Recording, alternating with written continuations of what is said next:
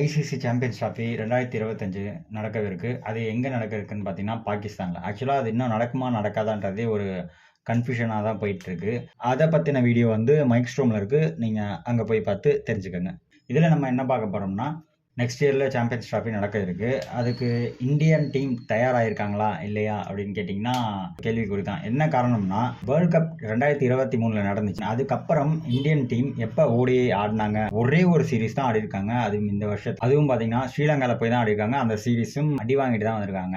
3 match கொண்ட சீரிஸ்ல ஒரு match first match tie பண்ணியிருக்காங்க. அடுத்த 2 மேட்சுமே தோல்வியில தான் முடிஞ்சிருக்கு. அதுக்கப்புறம் எந்த ஒரு ஓடிஐ மேட்சும் நடக்கவே இல்லை. ஜனவரி இங்கிலாந்து இந்தியாவுக்கு டூர் வருது. அதுல தான் ஒரு ஓடிஐ சீரிஸ் இருக்கு. ஒரு 3 மேட்ச் கொண்ட ஓடிஐ சீரிஸ் இருக்கு. ஆல்ரெடி வேர்ல்ட் கப் 2023ல வந்து ஃபைனல்ஸ்ல வந்து அடி வாங்கியிருக்கும். இது வரைக்கும் இந்த இயர்ல ஒரே ஒரு ஓடிஐ சீரிஸ் தான் இருந்திருக்கு. அண்ட் இதுக்கப்புறம் ஒரு ஓடிஐ சீரிஸ் தான் வரப்போகுது. சாம்பியன்ஸ் ட்ராஃபில பங்கு பெறதுக்கு அது மட்டுமே போதுமானா எனக்கு ஒரு டவுட் தான். வந்து இந்தியன் டீம் வந்து எக்கச்சக்கமான T20 கிரிக்கெட் தான் இந்த வருஷம் ஃபுல்லா ஆடி இருக்காங்க. டெஸ்ட் மேட்ச் எடுத்துக்கிட்டாலுமே பாத்தீங்கன்னா டிஃபென்ஸ் டெக்னிக் வந்து மறந்துட்டாங்களா இந்தியன் டீம்ஸ் அப்படின்ற லெவல்ல வந்து அலிகேஷன் வச்சுட்டு இருந்தாங்க. என்ன காரணம்னா பேட்டிங் வந்து தாக்கு பிடிக்கவே மாட்டேங்கிறாங்க. T20 மேட்சஸ் அதிகமா ஆண்டதுனால தான் அவங்களுக்கு இந்த ப்ராப்ளம். நீங்க ஓடிஐக்கு வந்தீங்கன்னா அது டிஃபரெண்ட் கைண்ட் ஆஃப் ஃபார்மட் இல்லையா?